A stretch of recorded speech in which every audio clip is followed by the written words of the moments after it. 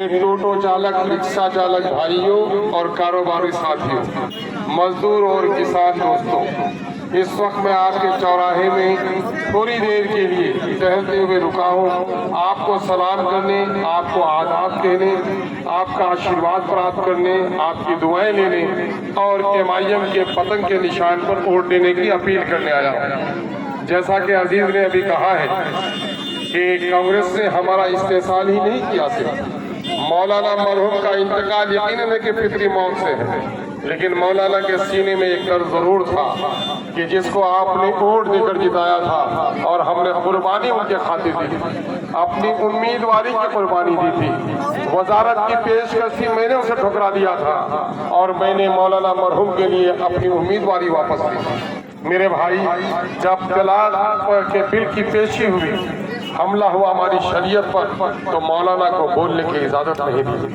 ऐ इलाके के लोगों, मौलाना मरहूम से अगर मोहब्बत है तो जिन्होंने हमारे मौलाना को पार्लियामेंट में बोलने नहीं दिया, उसके किसी कारिंदे के किसी वर्कर को अपनी पोस्टी में बोलने की इजाजत नहीं दो।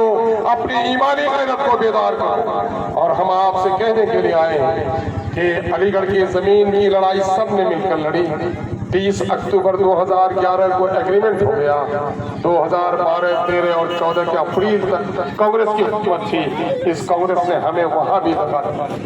बेशुमार नौजवानों को सीने पे गोली चली और जेल के सलाखों में से कांग्रेस पार्टी ने भेजने का काम किया है। हम आपसे गुजारिश करने आए हैं कि कांग्रेस के नेता ने न पार्लियामेंट में आपकी आवाज उठाई, न तरक्की के कुछ मसले का हल किया, न अवाम को बेदार किया, न बेलगाम अफसरों के खिलाफ आवाज उठाई। ऐसे लोगों की जमानत जब्त कर देना आपका अखलाकी और दीनी फरीजा है। हम आपसे गुजारिश करने के लिए आए कि जदयू को याद कीजिए, ये तीर नहीं है, ये तीर को तीर समझना भूल है। ये नरेंद्र मोदी को प्रधानमंत्री बनाने वाला भूल है।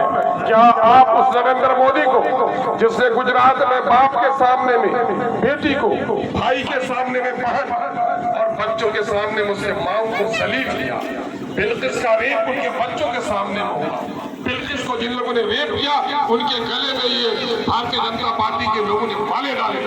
क्या ये मुजाहिद बताओ, ए मुजाहिद तुम बताओ, मस्जिदों से तुम्हारा रिश्ता है या मंदिर से तुम्हारा रिश्ता है? तुम मुसलमान है कि नहीं है? शरीयत की नजर में तुमको जवाब देना होगा। शरीयत ने जहाँ सर झुकाने से मना किया है, तुमने सर झुकाकर मुसलमानों को जलील किया है। आपको इंसाफ करना पड़ेगा। ये कौन लोग हैं? एक शख्स इस वक्त हिंदुस्तान के पार्लियामेंट में सीना फाड़ कर बोलता है और कहता है कि कुत्तों के 1000 बरस की जिंदगी से शेर की एक दिन की जिंदगी बेहतर है। उसका नाम अवैसी। क्या ये अवैसी आपका लीडर नहीं? अख्तरुल ईमान को वोट दोगे तो अवैसी का बाजू मजबूत होगा जो तुम्हारे मिंबरों में रात की हिफाजत की। और अगर अपना ये वोट नादानी से किसी गैर को तुमने दिया तो तुम्हारी मस्जिदों का, तुम्हारी शरीयत का बड़ा नुकसान होगा। मैं दावे के साथ नहीं, उम्मीद के साथ कहता हूँ, जिसने मेरा साथ दिया उसने इस मुल्क में गंगा जमनी तहजीब को बचाने के लिए साथ दिया। जिसने MIM का साथ दिया उसने मंदिर और मस्जिद की हिफाजत करने वालों का साथ दिया। जिसने MIM का साथ दिया उसने बुर्का, टोपी, दाढ़ी की अजमत की पाकीज़गी को बचाने वालों का साथ दिया। आइए उठिए, बिहार में ही देखिए, यादवों ने, बाजवानों ने, कोयली और कुर्मी ने अपनी जमात खड़ी कर ली और आज लाल किला की फसील पे बैठने वाला मुसलमान न उसकी जमात है, उसकी कोई अमीर है। याद रखो, रिश्तेदारों के मरने से बच्चा यतीम नहीं होता, बाप जब मर जाता है बच्चा यतीम हो जाता है। जिस तरह बाप के मरने से बच्चा यतीम होता, कौम भी जिसका कोई लीडर न हो वो कौम यतीम हो जाती है। मेरे अजीजों, ये कान खोलकर सुन लो, दस्तों बाजू कट जाए आदमी जिंदा है, गर्दन कट जाए तो लाश है। जिस जिस्म में सर नहीं वो लाश है, जिस कौम का कोई सरदार नहीं वो भी लाश के मालिक है। आज यही वजह है कि जिस दिल्ली के तख्तो ताज के मालिक तुम थे, परिंदे परवाज करने से तुम्हारे महलों के सामने से घबराते थे, आज बेजमात होने के नतीजे में नमाज की हालत में लाश और जूते हमको मिल रहे हैं। गैरत को जगाओ, जालिमों के खिलाफ सब बस्ता हो जाओ और अपना एक एक वोट MIM के नाम देकर अपनी जमात खड़ी करो। अख्तरुल ईमान ने वजारत की कुर्बानी की है, अख्तरुल ईमान ने मिंबरी की कुर्बानी की है, कांग्रेस वालों ने अब भी खुशामद की है।